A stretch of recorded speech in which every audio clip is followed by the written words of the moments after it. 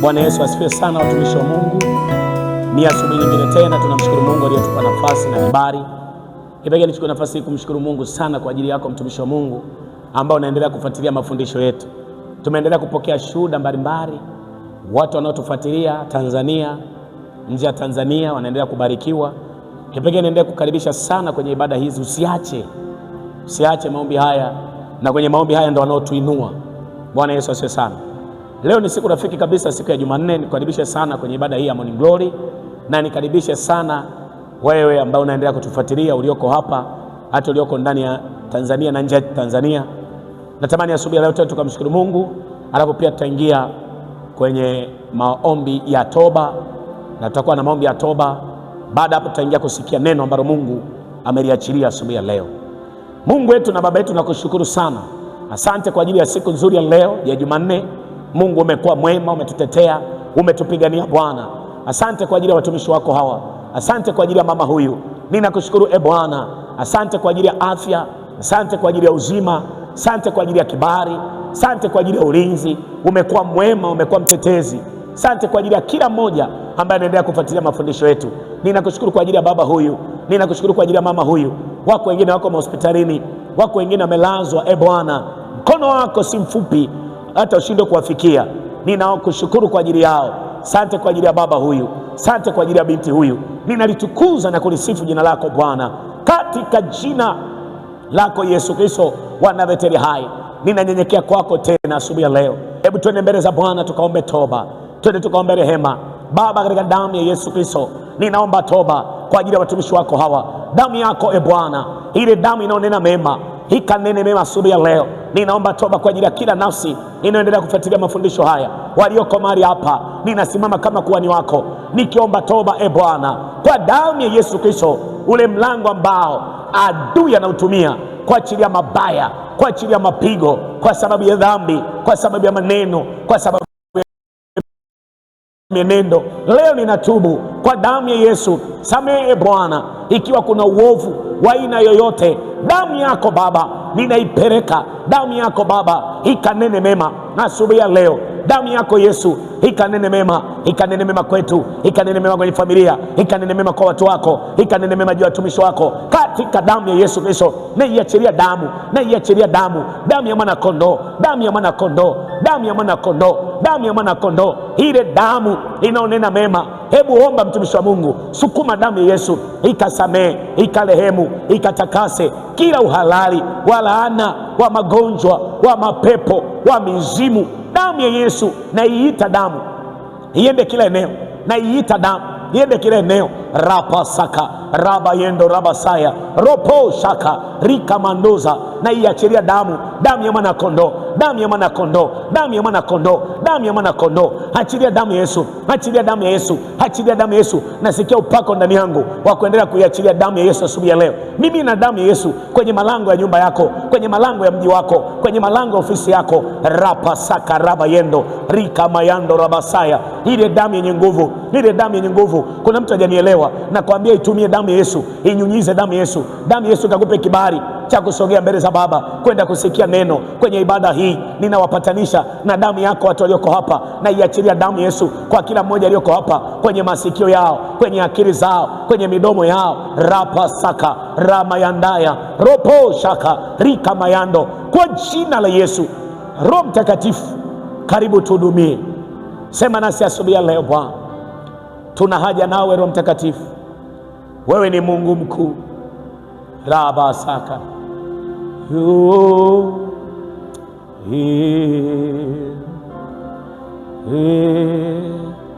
mimi sina mwingine ila wewe Bwana, kimbilio jingine ila wewe Bwana, mimi sina mwingine. Jiachilie kwa Bwana, ila wewe Bwana, tumaini jingine ila wewe Bwana, mimi sina mwingine, mimi sina mwingine ila wewe Bwana, tumaini jingine ila wewe Bwana, kimbilio jingine ila wewe Bwana, ila wewe Bwana, ila wewe Bwana, ila wewe Bwana, ila wewe Bwana. Ndio Bwana, jiachilie tu kwa Bwana, jiachilie kwa Bwana. Mwambie Roho Mtakatifu, sema nami. Kuna nguvu za Mungu zilizoko hapa. Rapa saka rabayendo. Ndio Bwana, sema na watu wako walioko hapa wanaendelea kufuatilia mafundisho haya. Zungumza nao asubuhi leo. Wako walio wagonjwa, wako waliotamkiwa maneno mabaya na watu wabaya. Asubuhi leo tunapoendelea kusikia na ujumbe huu ambao Mungu umetupa, tunaotembea nao kwa habari ya kushughulikia maneno mabaya tuliowahi kujitamkia, upako wako na nguvu zako ziwe katikati yetu. Sema amen. Bwana Yesu asiwe sana, watumishi wa Mungu. Basi asubuhi ya leo tunaendelea na somo letu ambalo tunatembea nalo. Niwashukuru sana wale ambao wameendelea kutufuatilia. Naona wako wengi ambao wanatufuatilia, tuko live. Mungu awabariki, Mungu watunze. Usiache kuendelea kufuatilia mafundisho haya. Asubuhi ya leo tunaendelea na somo letu ambalo linasema kinywa ama nguvu iliyoko kwenye kinywa chako, ama nguvu ya maneno ya kinywa chako. Na nilizungumza sana, kama mnakuepo jana, nilizungumza kwa habari ya kinywa cha mtu, ama maneno yanayotoka kwenye kinywa chako yana uwezo wa kuzalisha kitu kizuri ama kibaya. Na ndio maana nasema, tulisoma ile mithali kama nakumbuka siku ya jana, anasema kwa hiyo kwenye kinywa cha mtu, ama kwenye hicho kinywa ambacho kwenye ulimi wako una uwezo wa kuzalisha neno, jambo baya ama jambo zuri. Ndio maana nikasema mauti na uzima, kwenye ile mithali tulisoma jana, Mithali 18 ule mlango wa 21, anasema mauti na uzima huwa katika uwezo wa ulimi, na anasema na hawa upendao watakula matunda ya kinywa chake, ama matunda yake. Kwa nikazungumza sana jana, na leo sitaki nirudie tena. Nikazungumzia pia kwenye ile Mithali 6 ule mstari wa 2, anasema basi umetegwa kwa maneno ya kinywa chako na umekamatwa kwa maneno ya kinywa chako. Nilizungumza kwamba kinywa cha mtu kina uwezo wa kusababisha mabaya, kinywa cha mtu kina uwezo wa kusababisha mambo mazuri pia. Kwa kinywa unachokitamka kwenye kinywa chako, kwenye ulimwengu wa roho adui anaweka mtego, unaweza kukamatwa ukafungwa kupitia maneno. Lakini pia kwenye ulimwengu wa roho Mungu pia anaachilia baraka kupitia maneno unayoyatamka. Kwa ndio maana nasema tumetegwa kwa maneno ya kinywa chako na umekamatwa kwa maneno ya kinywa chako. Sasa nisikilize kidogo, mtumishi wa Mungu. Moja ya vitu ambavyo leo Mungu ametupa neema, tutaenda kuangalia mbele tena maandiko mengine. Ukisoma kile kitabu cha Yakobo sura ya 3, Yakobo 3, kitabu cha Yakobo sura ile ya 3. Nisikilize kidogo, mtumishi wa Mungu, kuna kitu kikubwa hapa ambacho Mungu anazungumza na sisi. Kile kitabu cha Yakobo sura ile ya 3 ule mlango wa 2, neno la Mungu linasema hivi, Yakobo 3:2, maana twajua hukumu kubwa zaidi. Maana twajua, maana twajikwaa sisi sote pia katika mambo mengi. Mtu asiyejikwaa katika kunena, huyo ni mtu mkamilifu, awezaye kuzuia na mwili wake wote kama kwa lijamu. Asema angalieni, twajitia lijamu katika vinywa vya farasi, ili wamtii hivi twageuza mwili wao wote. Tena angalieni merikebu, ingawa ni kubwa kama nini, huchukuliwa na upepo mkali, zageuzwa na usukani mdogo sana, kokote anakoziamini kwenda nahodha. Ule mstari wa 5, vivyo hivyo ulimi nao ni kiungo kidogo. Narudia tena, vivyo hivyo ulimi nao ni kiungo kidogo, nao hujivuna majivuno makuu. Angalieni jinsi moto mdogo uwashavyo msitu mkubwa sana, nao ulimi ni moto. Ule ulimwengu na wa uovu, ule ulimi umewekwa katika viungo vyetu, nao ndio utiao mwili wote unajisi. Huwasha moto mfululizo wa maumbile, nao huwasha moto wa jehanamu. Sasa mimi natamani tuishie hapa, na labda nimalizie na mstari wa 7. Maana kila aina ya mnyama na ya ndege na ya vitambaavyo na ya vitu vilivyomo baharini vinafugika, navyo vimekwisha kufugwa na wanadamu, bali ulimi hakuna awezaye kufuga. Ni uovu usiotulia, umejaa sumu, uletavyo mauti. Mstari wa 9. Kwa huo twamhimidi Mungu Baba yetu, na kwa huo twalaani wanadamu waliofanywa kwa mfano wa Mungu. Katika kinywa kile kile hutoka baraka na laana. Ndugu zangu, haifai mambo hayo kuwa hivyo. Bwana Yesu asifiwe.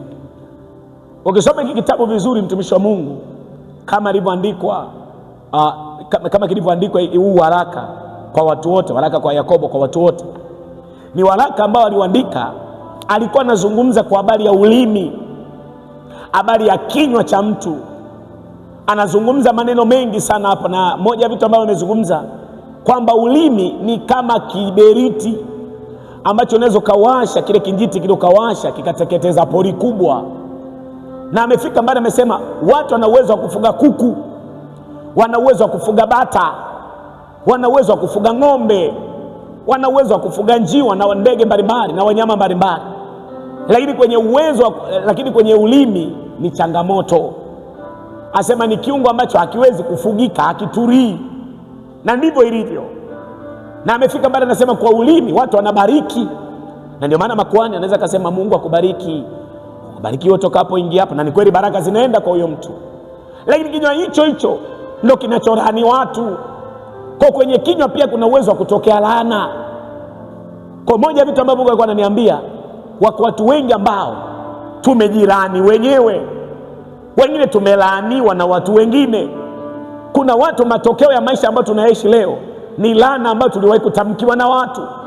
Wako watu walitutamkia laana, wako watu walitutamkia mabaya, wako watu walikutamkia laana. Natamani asubuhi ya leo, iko damu ya Yesu ambayo ina uwezo wa kuondoa laana. Jamani, Bwana Yesu asifiwe.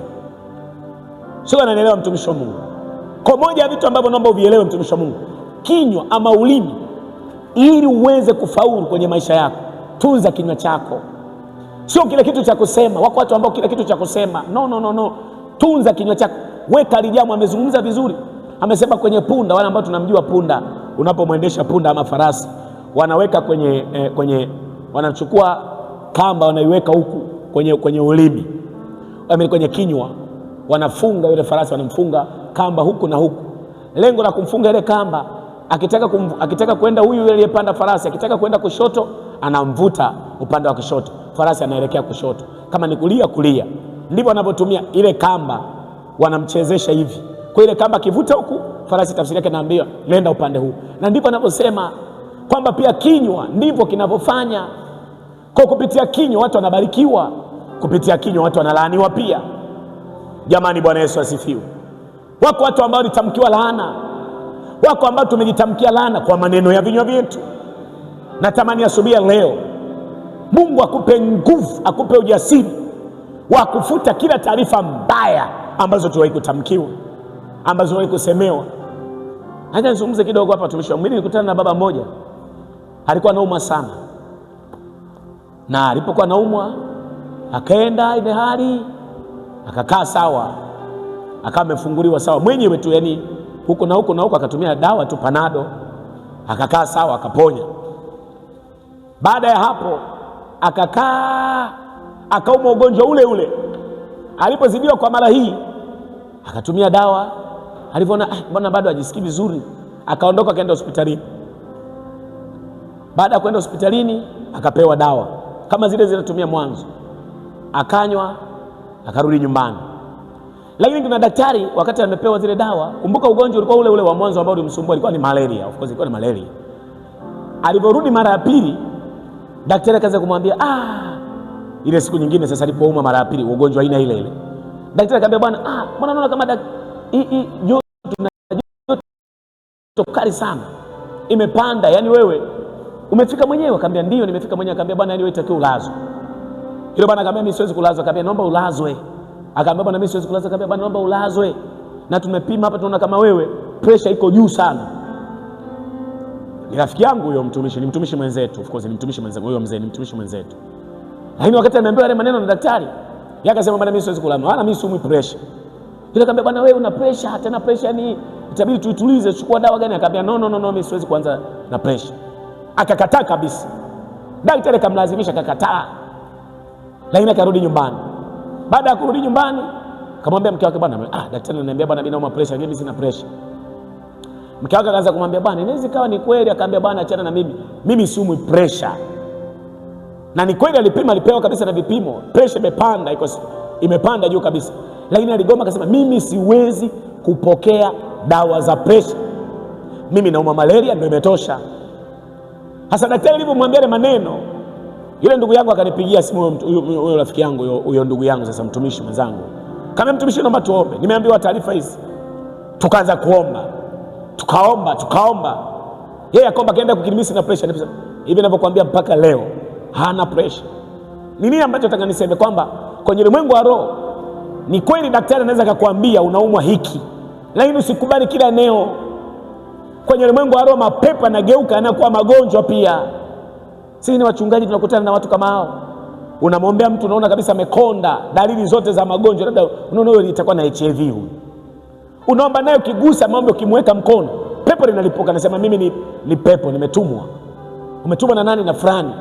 Tumekuja tumkomoe huyu mpaka filisiki. Kumbe kwenye ulimwengu wa roho mapepo yana uwezo wa kuumbika yakageuzwa kwa ugonjwa. Hasa kuna watu ambao unaweza kutamkiwa ugonjwa. Anatamka mtu neno, huyu ateseke mpaka akome, huyu ateseke mpaka nyoke. Mtu anakutamkia ugonjwa kama huu. Kwa leo natamani tukafute kila maneno mabaya ambao tumetamkiwa sisi ama tumetamkiwa na watu. Jamani, Bwana Yesu asifiwe. Nisikilize kidogo mtumishi wa Mungu. Kisome ile Yeremia sura ile 22, na natamani tumalizie hapo tuingie kwenye maombi. Yeremia sura ile 22 ule mstari wa 29 na 30. Neno la Mungu linasema hivi. Yeremia sura ile ya 22 mstari wa 29 na 30, anasema hivi: E nchi, lisikie neno la Bwana.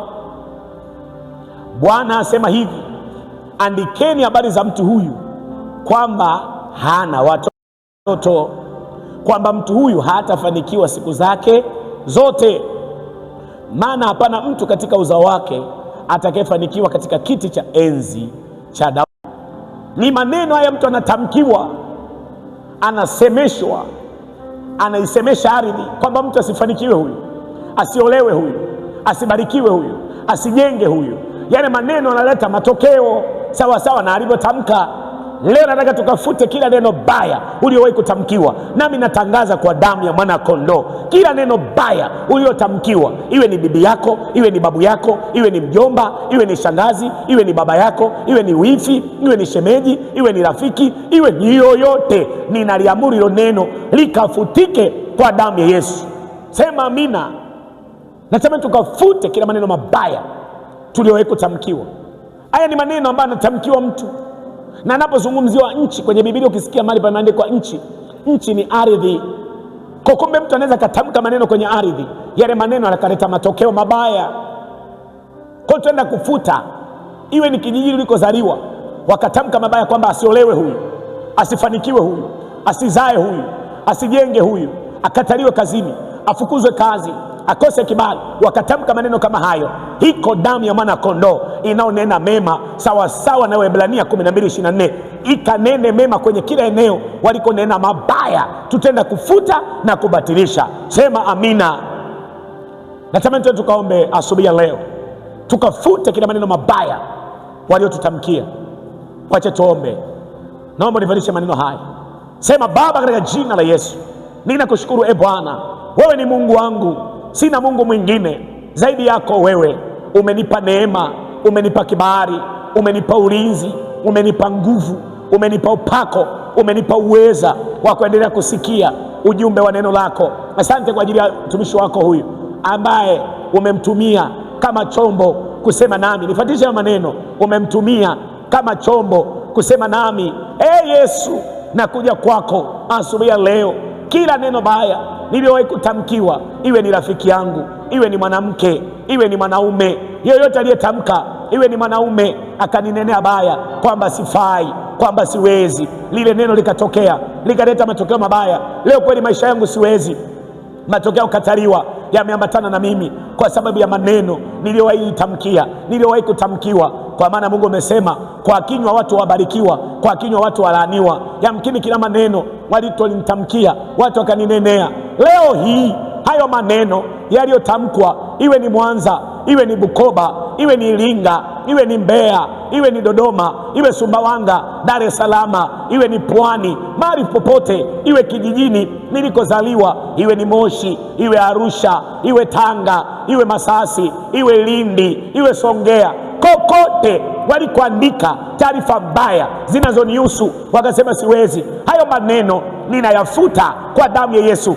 ninayafuta kwa damu ya Yesu. Nafuta leo. Ardhi sikia, kama kuna maneno walinitamkia kwamba nisifae, kwamba nisiinuliwe, kwamba nisibarikiwe, kwamba nisizae, kwamba nisijenge, kwamba nisisome, kwamba nisimiliki, ninafuta leo. Iwe ni Mwanza huko nilikozaliwa, walioninenea mabaya, nafuta. Hebu ingia mbele za Bwana, futa ila maneno mabaya uliowahi kutamkiwa. Waambie nafuta leo, waambie nafuta leo, waambie nafuta leo, waambie nafuta leo. Nafuta laana, nafuta magonjwa, nafuta mikosi, nafuta mabaraa, sio kukataliwa, sio kudharauliwa. Ninafuta, nafuta taarifa mbaya, nazifuta leo kwa damu ya Yesu, kwa damu ya Yesu. Hebu futa maneno, waambie jina la Festo, taja jina lako. Jina la Uswege nalifuta lilikoandikwa taarifa mbaya. Jina la Uswege nalifuta lilikotamkiwa maneno mabaya. Nalifuta jina la binti huyu walikoliandikia mataarifa mabaya, iwe makaburini walikopeleka jina lake wakaliambatanisha na laana kwamba sifanikiwe. Tunazika uchumi, tunazika mabaya, wakanena maneno mabaya kama hayo kwamba tunamzika kama tunavyozika fedha yake, tunazika uchumi. Leo tunaachilia damu ya Yesu ikafute maneno walioyatamka, iwe makaburini, iwe njia panda. Ninafuta kwa damu ya Yesu, kwa damu ya Yesu. Tunafuta taarifa mbaya, tunafuta taarifa mbaya, tunafuta taarifa mbaya walizoziandika juu ya maisha yetu. Tunafuta leo, tunafuta leo. Nafuta kwa taarifa mbaya walizoziandika juu ya mwanamke huyu, juu ya ndoa hii, juu ya mahusiano yao, kwa damu ya Yesu. Asante Bwana, wewe ni Mungu unayesikia. Pokea neema na kuachiliwa, pokea upako wa kuachiliwa. Hautalaaniwa tena, hiyo laana haitakuwa kwako tena. Hebu jitabiria maneno mazuri, waambie nitainuliwa sana, nitabarikiwa sana, mimi nitamiliki, nitajenga, nitadumu kwenye hiyo ndoa, haitavunjika, haitaachika.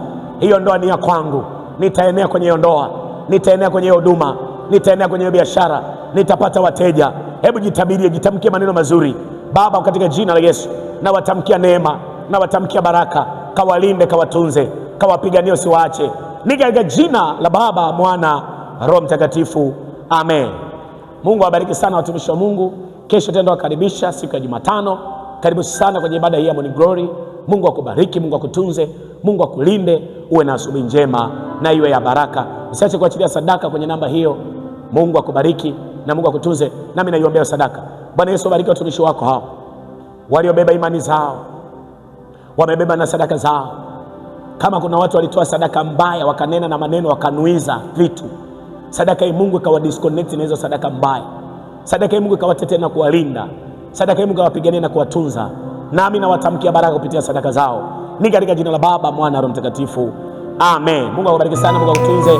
Namba za simu ziko hapo, lakini pia lipa namba iko hapo. Unaweza kuachilia sadaka yako kwa ajili ya kuwezesha ufalme wa Mungu, kwa ajili ya ufalme wa Mungu. Mungu akubariki, Mungu akutunze, amen.